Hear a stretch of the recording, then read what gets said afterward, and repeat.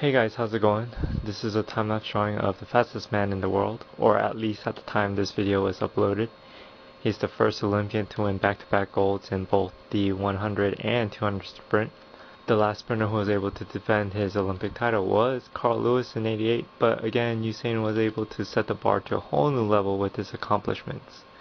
He also received another gold medal in the 4x100 relay, and that race was pretty close until that last leg where Usain started to separate himself against the field. Drawing his face was definitely a challenge because his facial features were mostly covered by his hand, but I wanted to draw him with this shushing pose, something he did after he crossed the finish line in the 200 sprint. He did it as a statement to all the critics who doubted and prematurely dethroned him due to his performance in the Olympic trials. He might have been a little distracted due to some events in his personal life, who knows, but he was able to refocus and perform when it counts the most. He loves performing in the biggest events, the biggest spotlight, and just embraces it.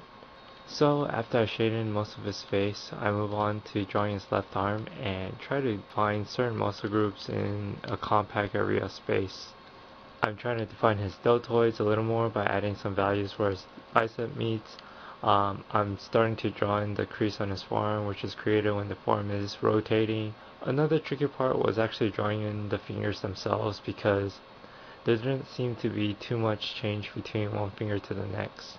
I then drew in his right arm, but his right arm was stretched out, so it was a little easier to define the different muscle groups. I'm using the darker value to shape his arm and give it some depth. Once the arms were shaded in, I moved on to working on his jersey, starting to fill in some of the areas like drawing in the flag and other tags that would aid in drawing in the wrinkles later down the road. I'm just roughly drawing in the wrinkles and try to interpret them as how I see them. I wanted to be a little looser with this detail because I thought it would look a little less static, and I decided not drawing in the pattern that is on his side.